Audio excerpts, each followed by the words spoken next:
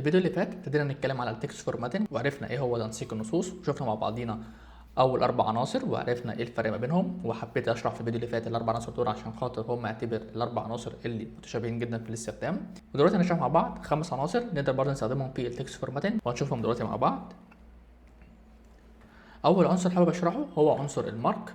عنصر المارك بنستخدمه كاننا مثلا بنعمل مارك على جزء معين. لو انتوا فاكرين، لو احنا مثلا كان معانا الكتاب وكنا عايزين نعمل ملخص لحاجه او نحدد النقط المهمه بتاعت كل موضوع، كنا بنجيب قلم اسمه ماركر بيبقى لونه اصفر في المعظم، وبنحدد الكلام المهم في كل موضوع مثلا عندنا في الكتاب او في الملزمه او في اي حاجه. هو العنصر ده بيعمل نفس الكلام. طيب ازاي بنستخدم عنصر المارك؟ بنستخدم عنصر المارك ان احنا نيجي هنا نمسح المثال اللي احنا كتبناه قبل كده، نيجي هنا نعمل باراجراف جديده ونكتب الباراجراف اللي احنا عايزينه. مثال دلوقتي انا عايز اكتب نصيحه، ممكن مثلا اكتب always remember to write clean code. ماشي، لو انا كتبت الجمله زي ما انتم شايفين الجمله تظهر عندي بالطريقه العاديه.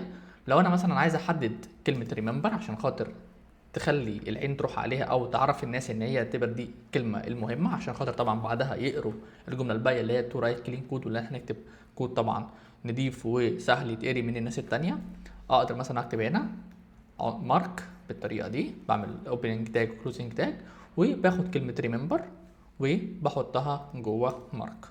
بالتالي لو انا سيفت هلاقي زي ما انتم شايفين، اعمل لكم زوم عشان تشوفوا اكتر.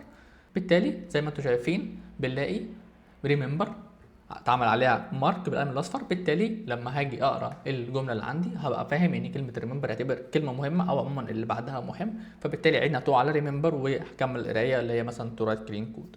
طبعا يفضل ان انا اعمل مارك على الكلام المهم بس، ما اعملش مارك طبعا على كل الكلام، يا اما هلاقي التكست عندي بان بشكل مش لطيف. فطبعا يفضل ان انا اعمل مارك على الكلمه المهمه او الكلمه اللي انا من عندها عايز اقرا حاجه معينه. وهنا مثلا انا اخترت ان كلمه ريمبر تكون هي المهمه علشان خاطر هي اعتبر الكلمه المهمه اللي عندي ان انا افتكر او ان انا اتذكر ان انا لازم اكتب كود نضيف. وبكده يبقى احنا خلصنا اول عنصر وهو المارك. هنشوف عندنا العنصر الثاني وهو السمول. عنصر السمول هو من اسمه بيكتب جمله عاده اصغر من الجمله العاديه. امتى بنستخدم السمول؟ بقينا نستخدم السمول لو احنا عندنا جمله عايزين مثلا نحط ملحوظه تحت جملتنا او ملحوظه جنب جملتنا، فبنستخدم عنصر السمول. طيب مثال بسيط، لو انا مثلا هنا كتبت عملت باراجراف وعملت HTML is a markup language، عايز مثلا في المثال ده اقول ان ال HTML مش programming language يعني مش لغه برمجه لكن هو markup language، ممكن اجي هنا واعمل عنصر السمول، اعمل طبعا opening tag وclosing tag، افتح مثلا قوسين واكتب not a programming language. بالتالي لو انا سيفت طبعا عشان خاطر الكلام باين كبير فتحسوا ان الكلام كبير، لكن لو انا صغرت الكلام الاقيها بانت بطريقه اصغر بشويه من الجمله الاساسيه، وهي اعتبر اللي هي HTML is a markup language. عشان خاطر اوضح النص اللي عندي زي ما انا عملت هنا، قلت ان ال HTML markup language مش لغه برمجه، بالتالي اللي هيقرا هيكون فاهم ان هو عمل التوضيح ده عشان خاطر يوضح ان ال HTML هي markup language. عنصرين تانيين بنستخدمهم كتير لو احنا بنكتب مثلا موضوع عن العلوم او الرياضه، وهم عنصرين هما السب والسب. عنصر السب اختصار لسوبر سكريبت، عنصر السب اللي هو بالبي الخفيفه هو اختصار لسب سكريبت. ده بطريقه بنستخدمهم ازاي؟ عنصر السب بتكتبه دايما لو هي بالبي التقيله، الحاجه اللي بنكتبها جوه العنصر ده بتتكتب فوق. هنشرح مثال، لو انا مثلا عايز اكتب 5 أس 2 بيساوي 25، لو انا مثلا عايز اكتب معادله رقميه باجي بفتح باراجراف ومثلا اقدر اكتب 5 زي ما احنا قلنا، نقدر نستخدم سب عشان خاطر نكتب الرقم فوق شويه. سب ده بنستخدمه عشان خاطر نكتب نصوص فوقيه او عموما النص يكون اعلى من الخط بتاعه الطبيعي. هنا مثلا عايز اكتب 5 أس 2 بيساوي 25، طبعا 5 أس 2 كأننا بنقول 5 في 5، فهنا مثلا في الحاله دي 25. هنيجي هنا نبص هلاقي ان ال 5 أس 2 بيساوي 25، هنلاقي ان الاثنين بانت فوق شويه مش جنب الخمسه بالظبط. يعني لو انا شلت عنصر السب مثلا هلاقي ان 2 لازقه في ال5، ما بانش ان هنا انا بقول 5 أس 2، فبالتالي لو انا رجعت السب وسيفت بلاقي ان الاثنين كتبت بخط اصغر شويه وكتبت فوق عن الطبيعي، وبانت ان انا هنا بقول 5 أس 2 بيساوي 25.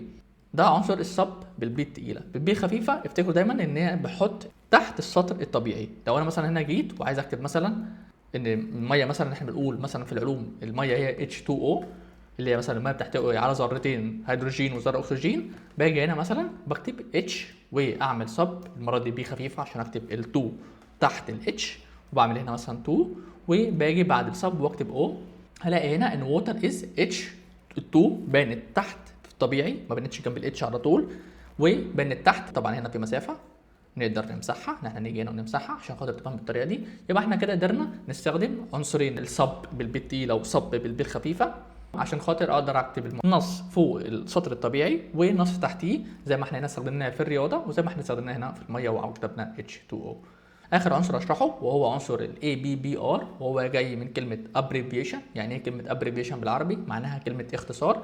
العنصر ده زي ما احنا قلنا معناه بنستخدمه علشان خاطر نوضح ان الكلمه اللي انا هكتبها مثلا دلوقتي دي هي اختصار.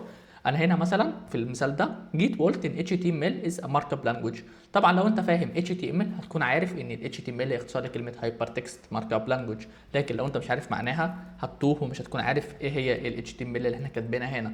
فبالتالي اقدر استخدم عنصر ال ABBR، اجي هنا اعمل opening tag و closing tag واخد ال HTML من هنا واحطها جوه ال ABBR. بالتالي انا كده وضحت ان ال HTML هي اختصار لحاجه، او هي عن طريق اتريبيوت او صفه. احنا هنا شرحنا الاتريبيوتس مثلا زي نيم وكونتنت واشرحها بالتفاصيل في فيديو تاني. هنا برضو ال ABBR نقدر نستخدم اتريبيوت وهو اسمه التايتل، نقدر نيجي هنا نكتب تايتل، ونقدر جوه التايتل نكتب ال HTML ده هو اختصار لايه. مثال بسيط، احنا نكتب ال HTML هنكتب في التايتل الجمله الكامله، هنيجي هنا نكتب Hypertext Markup Language. هنشوف ايه اللي هيحصل ان هنلاقي ال HTML اللي خد الرسالة ده اتحط تحتيه كنقط، ولو انا وقفت عليه بالماوس هلاقي كتب لي الجمله اللي انا كاتبها في الصفه او الاتريبيوت تايتل اللي هي في الحاله دي Hypertext Markup Language. فبالتالي فادنا ان لو انا بشرح موضوع عن حاجه ومش متاكد ان اللي بيقراه عارف ايه الحاجه دي، يفضل طبعا اني اكتب الجمله جوه التايتل عشان خاطر لو هو عمل هافر عليها او وقف عليها بالماوس يقدر يشوفها. وطبعا مهم للاكسسبيليتي علشان خاطر لو حد بيستخدم السكرين ريدر او قارئات الشاشه غير انها بتقرا اللي جوه عنصر الاي بي بي ار في الحاله دي HTML، هتقرا له كمان ايه هو اللي جوه التايتل، وبالتالي الشخص اللي بيسمع هيكون فاهم احنا بنتكلم على ايه. وبكده يبقى احنا شرحنا يعتبر اهم عناصر بنقدر نستخدمها علشان خاطر نعمل تكست فورماتنج او تنسيق للنصوص. واستنوني في الفيديو الجاي نكمل مع بعضينا عناصر البادي. شكرا.